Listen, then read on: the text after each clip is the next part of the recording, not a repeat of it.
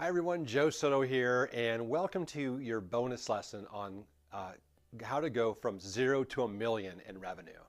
Now, I'm including this in the bonus section rather than in the scaling your business to seven-figure section because this was a lesson I taught in Tai Lopez's social media marketing agency course and program, and I taught it. From an outline I had made like literally a few hours prior to doing the recording. And so I've got my same handout that I'm going to give to you that I did for that course pretty much provided also in this lesson. You can download. And if you've seen it before because you happen to have been in his course, this will be a great refresher for you. If you haven't, then this will be new for the first time for you, and I encourage you to really pay close attention because this is a lot of what it takes to get to $1 million in revenue, and it's the hard truth, and I'm going to give it to you. Okay, so number one, Michael Masterson calls this the infancy stage of business when you're going from 0 to $1 million, right? You're just starting out, you're trying to get to $1 million in revenue, and that's the infancy stage of any business, but in terms of your business, it definitely is. So I want to identify what the main problem with this stage is, what the main challenges you face, the main opportunities you have, and the main skills. So what's the main problem is you don't know what you're doing. So it's the incompetence. Incompetence. Okay?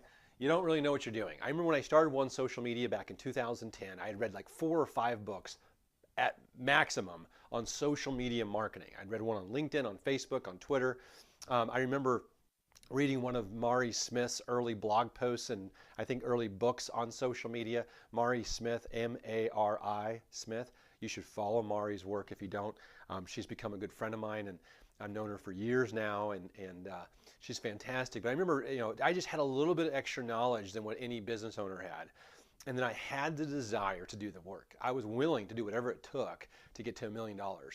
And I knew that might mean I have to talk to hundreds and hundreds of prospective clients in order to get 50 plus clients to do $1 million. And we reached it in well under a year, and you can too. And it just really comes down to taking massive action and just really going for it and setting your mind to that. So main problem is you don't really know what you're doing, so you got to figure that out along the way, and don't sweat it. Okay, don't sweat. I never let it stop me. Not once did I stop in my tracks and be like, I don't know enough to help a customer. I thought I'll sign them and I'm going to figure this out along the way. We're going to do postings, and in your case, you're going to be doing ads, you're going to be doing SEO, you're going to be doing website marketing, whatever it is you're doing. You can hire out for nowadays. It's easier to hire and outsource out than it ever was, even back when I started, although I did start out outsourcing right away. It's easier now than ever before to do that. And that's the main problem we have. So you're going to learn along the way, and you're going to learn all the way to $1 million, trust me. The main challenge is being profitable, right? So is profit. And the answer to that is don't get caught up on all the things that make you heavy in overhead, the expenses that can come with that. And I'll talk about that a little bit more in a little bit. The main opportunity though is you have an opportunity to achieve what's called a minimum critical mass of customers. Once you get to, and I don't know what the number will be for you, but for us, it was once we got to like 50 clients, we started getting a flood of them. We started getting referrals from other clients. We started getting more people finding out about us in our community. We were going to more and more networking events, and we were able to reference clients that we were working with in that community, and people then wanted to work with us because they heard we were working with so-and-so and so-and-so. And you're going to reach a critical mass where you're going to be like, wow, things are really picking up. So that's the opportunity you have, is to find out what that is for you. And there's a point in it. I remember watching the movie The Founder, which is the story of McDonald's. If you haven't watched The Founder, it's on Netflix, I think, or you can Google it and buy it. But Michael Keaton is Ray Kroc, who is really the founder of the franchise system for McDonald's. And he didn't find McDonald's. The McDonald's brothers founded the McDonald's and had a system. But it was Ray Kroc who took it and grew the business. And it's a really interesting movie. Sadly, they put Ray Kroc in kind of a negative light. He wrote a great book. There's a great book on him called Grinding It Out. Fantastic autobiography if you want something like that. But in that book, I remember him, talking about how he needed to get to critical mass. And at some point, what that meant for him was he was no longer having to go out and find people to buy franchises, because early on he couldn't convince people to buy a franchise to save his life. He kept going after them, he kept talking to them, trying to convince them. that they needed to buy a franchise and trying to persuade them. And he had to go to them. He was going to the banks, he was going to people that he knew, and he was convincing them they should buy a franchise and be part of McDonald's. And then one day, he was sitting at dinner, and a guy sat down and basically said, I have a friend of mine, and he owns a restaurant, and he'd be really good at running a McDonald's if you would sell him one. And people started to come to him, and that's where it changed, that critical mass, where people then started to come to him to say, hey, I want to buy a franchise. Will you sell me one? Okay, that's going to happen in your business. This is the hardest thing for me to talk about in this course, because I'm not here to say, haha, I have a lot of clients that come to me. I don't have to do audits anymore. I don't have to do the prospecting I even teach in this course anymore. But I did it for my first couple of years in business. I did it heavily in my first year in business to get to that $1 million, and so can you. Nowadays, we do have a lot of referrals. They come from our referral network. They come from our existing clients. They're coming to us, and they could be coming to us in even more if I was even more aggressive. But all of you have that opportunity to hit that critical mass, and that's the opportunity in front of you. Okay, main skill needed in this 0 to $1 million is sales skills. Okay, and that's why I teach it so heavily in this course. This is the main skill needed to get from 0 to $1 million, is your ability to sell and get clients. Ray Kroc would not have ever gotten a position where people were coming to him offering to buy franchises from him and pleading with him to please sell him one if he wasn't good at selling them first. And when you watch the founder, it's awesome because he's speaking at Rotary clubs, he's speaking in front of local groups and pitching his his American dream of owning your own franchise with McDonald's in those local groups. I'm like, this is exactly what I'm teaching my students to do as I watch that book. It was awesome. So, okay, without sales, it's very hard to sustain an ongoing business, right? You always got to have sales. And there's 2 different activities I teach early on in this course when I talk about hunting and farming, right? Revenue generating activities and non-revenue generating activities. That's the difference between hunting and farming. Hunting is going out and finding new clients, prospecting and selling new clients and closing them. And farming is servicing those clients, right?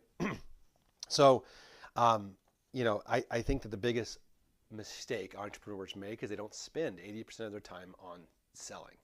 And so they never get to that $1 million. They slow down. They get 4 or 5 clients and they're just servicing those clients and they're not prospecting and selling more.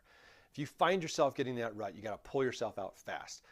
If you can't handle more than that in terms of clients and sales, you better outsource for it. Go place an ad in your local newspaper, place an ad in your local Craigslist, and find that work at home mom or that college student who wants to work for you and work on their own pace, but and you pay them to do the work. Spending your time. This is the biggest mistakes I write down here that entrepreneurs make. Number 1, not spending enough time selling. Number 2, spending your time, attention, energy, and capital. That's really important. You're spending your money on these things. On things such as setting up an office, designing a website, designing logos, printing business cards, filing forms, writing contracts, and refining packages. We love to get caught up in that busy work. And I'm here to tell you, our clients have never cared about our websites or our business cards or our offices, ever. They don't care. Now, has it been nice to invite people into our office? They say, oh, you have a nice office. Has it been nice for people to say, oh, I saw your website's nice? Sure, that's nice, but that isn't why they do business with us. They do business with us because we can produce results for them, and we can prove it and demonstrate it to them, and then we can close them on the fact that we can do it. In the last year, okay, I don't think I've been asked one time, Joe, what's your website address? Okay, I think I've been asked less than 10 times for a business card. It's not very often, okay? I'm always asking them for theirs, right? I'm happy to give you my business card, but can I have yours? Because there's a couple things I really want to send you, and I'll email them over to you, and I think you'll really like. Or I heard you mention this, and I have a great article on that, and I'll email it over to you. Can I have your business card? I get their information. They're not going to call you back. Your business card just goes into a file, gets lost, gets thrown into a trash, whatever. Thrown into a folder, or gets thrown into a back pocket and washed. You need their information so you can follow up and be proactive versus reactive. And you don't need to be wasting your time. I remember, Rockfish Marketing, our website, Rockfish Marketing, we set it up because we wanted to give restaurants a flavor of, hey, we have a niche and we focus on restaurants as a niche. And in order, I needed to do that for that industry in particular. They really like it. That's what I found from restaurant owners I dealt with. They love it if you are a restaurant person. Not only did having, obviously some background in restaurants helped me, but it really helped me that I could say I niched in it. But what I've found is even with that, okay, so I say my name, my DBA is actually Rockfish Marketing. Underneath my LLC and Revenue Inbound is also a DBA. Is by saying that my company name is Rockfish Marketing, that's all it takes is for them to know, oh, you focus on restaurants or you wouldn't be called Rockfish Marketing. That's correct. I've never had anybody say, can I go to your website? Can I see your website? Can I read something on your website? They don't care. Not one restaurant client has ever cared about our website, okay? And that's why I only spent 30 minutes setting it up. Really, it was a free template theme on WordPress. We set it up and we were done. And I know it took less than an hour to get it up and running. Some of you are spending way too much time on that stuff. Wasting valuable resources on secondary and tertiary endeavors, which is the third most important thing, right? Tertiary levels like such as legal, accounting, operational, image building, I mean, all that stuff is going to be important. And yeah, you want to build your image and your profile and your company as you build, but to get to 1 million, you got to get real with yourself, okay? That's going to take work and sales. The secondary stuff, refining your packages, establishing client service standards, and all the stuff that as you get past 1 million are going to become really important. Your processes become even more important when you're past 1 million than they are ever before. So the primary activities, right, is testing and launching successful sales processes to get consistent new customers every month. You're going to figure out which one of the 17 ways or 18 or 19 ways that you end up adding to that list of finding clients is going to work for you. Most likely you're going to find 3 or 4 things that work well for you, and you're going to do all those things all the time till you get to $1 million in sales. You're going to refine that stuff. You're going to refine your sales process. You're going to refine your sales questioning skills. All that's going to come, and that should be the concentration of your 0 to 1 million. When you get to 1 million, then you can worry about things like, okay, now I need to think about a bigger office, right? And I remember a friend of mine, and also somebody I've learned a lot from, Sam Ovens, taught. He said, he wanted to get to 100,000 a month before he would ever think about adding new staff members, having somebody else sell his services or products, or building an office and scaling. He since has done that, but he's over $300,000 a month right now in business, and sometimes I think he hits over $500,000 a month. And I'm really happy for him, but I learned, it was reinforced from him how important it was to focus on the right things when you're going 0 to 1 million. Okay, master sales, right? It will serve you for the rest of your life. I can't give you any more valuable advice than to master sales. My uncle taught me that when I was 19 years old. I took it to heart. I started reading Jeffrey Gitomer's books back, as early as he possibly would put them out. And he's got now a whole lot of books that I recommend, and I recommend you read it. I have some books to recommend in here. Anything by Gitomer. 3 of my favorites: The Sales Bible, Little Red Book of Selling, and the 21.5 Unbreakable Laws of Selling. That's a book. 2 of those 3 books I'm mentioned in, but that's not why I'm recommending them. I was mentioning them in the new editions, but in the early edition of the Sales Bible, I was not, of course. It was the first sales book I ever read, and it's still relevant today. Baseline selling, I really like Dave Curlin's work. Smart selling, which helps you get over the fear of picking up the phone and making follow-up phone calls. Sell or Be Sold by Grant Cardone, extremely motivating, puts selling in perspective. And then, of course, How to Win Friends and Influence People is an old classic book, but one of the first books I also read, and I've continued to reread almost every single year to reinforce basic people skill principles that help me be better with working with people. This is what it takes, everyone. I know you would like to hear something, that's magic potion, but it takes sales and sales skills and focusing on the right thing. Okay, I'm only telling you this because I've gone through it. I've seen it. I dialed it in. I unlocked this code back in 2010 and 11 and 12 when I was like, what do we need to do? And early on, our sales projections were we wanted to do $1 million in our first year, and I was like, we're gonna have to do whatever it takes to get there if we're setting this as a goal. And we're gonna have to work our tail off, and we better be the best sales group ever. And I remember saying to my entire team, I had a small team, but my entire team, I had a small team back then. I remember saying to them, we are a sales organization first and foremost as we start this company. We're going to be masters at selling and getting clients. We'll figure the other stuff out along the way. Right? We'll service them. We're going to lose clients. We're not going to be good at all these things, and we're going to lose some clients because we weren't good. But we're going to get our feet wet, and we're going to get dirty, and we're going to get out there and get clients. That's my encouragement to you, and you can do it.